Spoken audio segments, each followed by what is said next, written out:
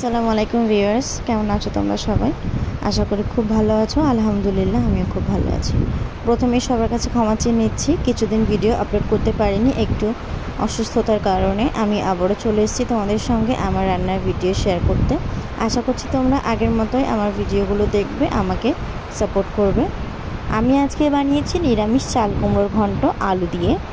এর জন্য প্রথমেই কড়াইতে আমি একটু 5 ফোড়ন দিয়ে দিয়েছি এখানে একটু রেগুলার তেল, একটা তেজপাতাটা দেওয়ার পরে আমি খুব ভালো করে এটাকে কিছুক্ষণের জন্য নাড়িয়ে চাড়িয়ে নেব। আর এখানে আমার একটু বাটা মশলা লাগছে, যার মধ্যে রয়েছে আদা রসুন বাটা। আদা ও রসুন বাটাটা তোমরা এখানে আলাদা আলাদাভাবেও দিতে পারো। আমি কিছুক্ষণের জন্য একটু নাড়াচাড়া করে ফ্লেভারটা আসা পর্যন্ত এটাকে ভেজে নিচ্ছি। যতক্ষণ এই ফ্লেভারটা চলে আসছে আমি তোমাদেরকে বলে দিচ্ছি আবারও আগের মতো ভিডিও রেগুলার আপলোড করব। মাঝে মধ্যে একটু সমস্যা হয়েছিল অসুস্থতার কারণে, সেজন্য আমি ভিডিও আপলোড করতে পারিনি।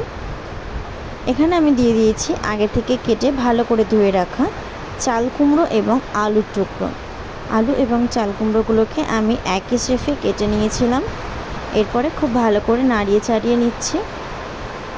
এই রেসিপিটা বাড়িতে অবশ্যই একবার ট্রাই করতে পারো, খুব অল্প মশলায় দারুণ স্বাদের এই রেসিপি।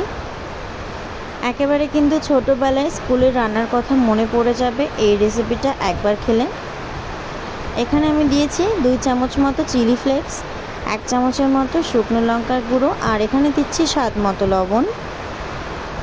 তারপর আমি দিয়ে দিচ্ছি 1 চামচের মতো হলুদের গুঁড়ো, আর এখানে দিচ্ছি স্বাদ অনুযায়ী একটু চিনিটা দিতে হবে ঠিক ততটাই যতটা লবণটা সেট হয়ে যায়। আন্দাজ মতো করে আমি এখানে চিনি দিয়ে দেব। তার আগে এখানে আমি একটু দিয়েছি জিরে গুঁড়ো।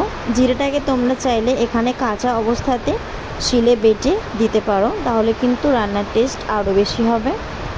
আজকে আমি বাটাবাটি ঝামেলায় গেলাম না, এই জন্য এখানে একটু গুঁড়ো মশলা ব্যবহার করেছি।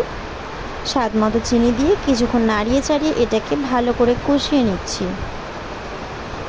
এই রান্নাটা তোমরা দুপুরবেলা কিংবা রাত্রেবেলা অবশ্যই ট্রাই করতে পারো, এটা কিন্তু সবার খুব পছন্দ হবে। আর এই যে রান্নাটা করার সময় একটা স্মেল বেরিয়েছিল, এটা কিন্তু খুবই সুন্দর। রান্নাটা করার সময় এই স্মেলটাই কিন্তু সবথেকে বেশি ভালো লাগছিল, আর তার থেকেও বেশি টেস্ট হয়েছিল এই রান্নাটা।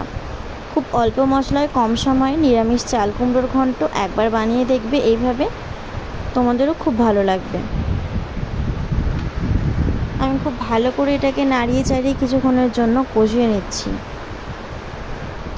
এরপর আমি এটাকে ঢাকা দিয়ে রাখবো 5 থেকে 6 মিনিট।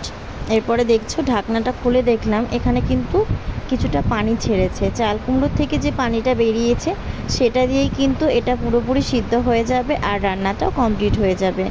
এই পর্যায়ে আমি এখানে কেটে রাখা কাঁচা পাকা লঙ্কা উপর থেকে দিয়ে খুব ভালো করে ঝোলটাকে শুকিয়ে একটু নাড়াচাড়া করে উপর থেকে 1 চামচ ঘি ছড়িয়ে নামিয়ে নিচ্ছি নিরামিষ চাল কুমড়োর ঘন্ট। আশা করি ভিডিওটা তোমাদের ভালো লেগেছে।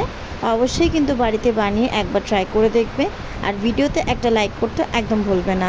চ্যানেলে যদি নতুন বন্ধু এসে থাকো এখনই চ্যানেলটা সাবস্ক্রাইব করে দাও। কালকে আসবো আবারও নতুন কোনো রান্নার ভিডিও নিয়ে, সেই পর্যন্ত সবাই ভালো থেকো, আমার ভিডিওর অপেক্ষা করো।